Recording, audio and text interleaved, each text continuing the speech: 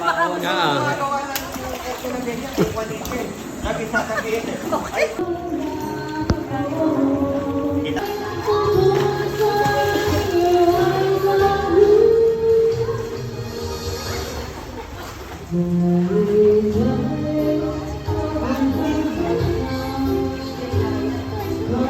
Balay pa, balay.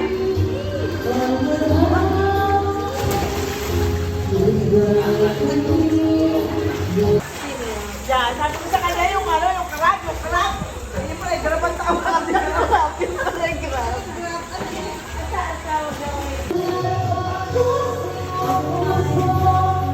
Tapos ito may mata ito. May mata sa gitna. Pindutin mo to.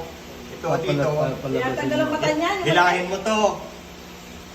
Yan. Hindi pa marunong mag-ano ng ikang. Alay, ako naman. Teka, anong bibidyohan ka eh, para kunyari ikaw lang nilinis.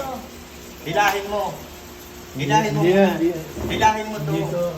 Yung yung matigas. Pindutin mo to. Dito. Dito. Yan, tatanggalin niya yan. Oh, yan. Magaling na. Ito, naglilinis ako ng susid para sa aming tanghalian. Oh, hirap ng bubutin na. Teka. Oh, ayun, yun. Dahan-dahan. Bigla naman naiwan yung ano. Ako, paano kaya yun? Oh, naiwan yung tinta.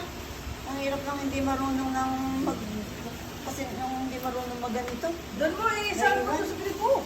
Ito. Nag-practice lang ko ito. Kasi hindi naman talaga ako nagaganito. Ngayon lang.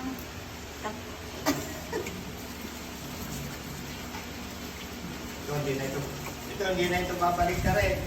Ganyan lang yan. Pag-inihaw.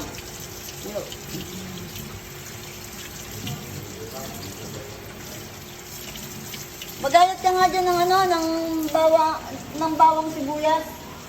Saka para ilalagay ko rito.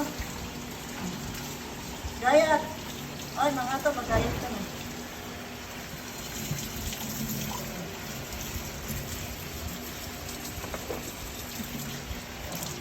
Ito yung ulo. Tatanggalan ko siya ng mata. Oo.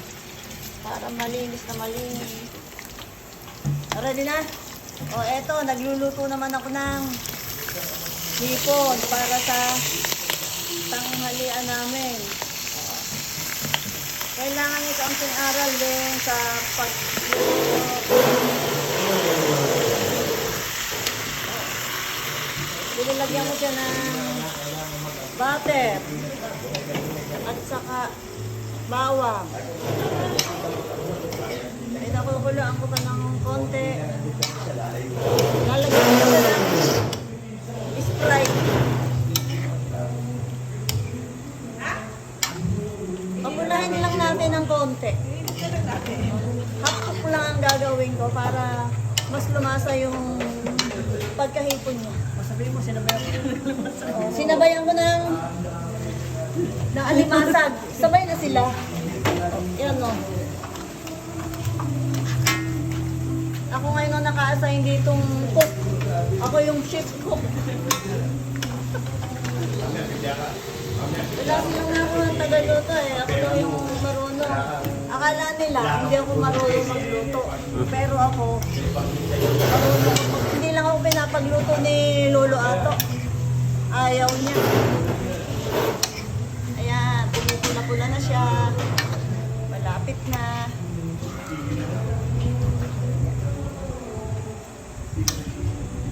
Morning sa lahat ng nakakapanood dito. Eto, nagluluto ako ng rellenong bangus. Ilalagyan ko siya ng itlog na pula. At saka keso, sibuyas, salt, paminta. O, nire-ready ko pa lang po. O, sana magustuhan niyo itong ang niluluto na to. Okay. Yan po yung chicken inasal. Kung may chicken joy, meron kaming chicken inasal. Chicken inasal. Chicken yan. Chicken. Yun. Kay Diwata. Oh, ito ang aming Chicken Joy. Chicken Joy ni Diwata.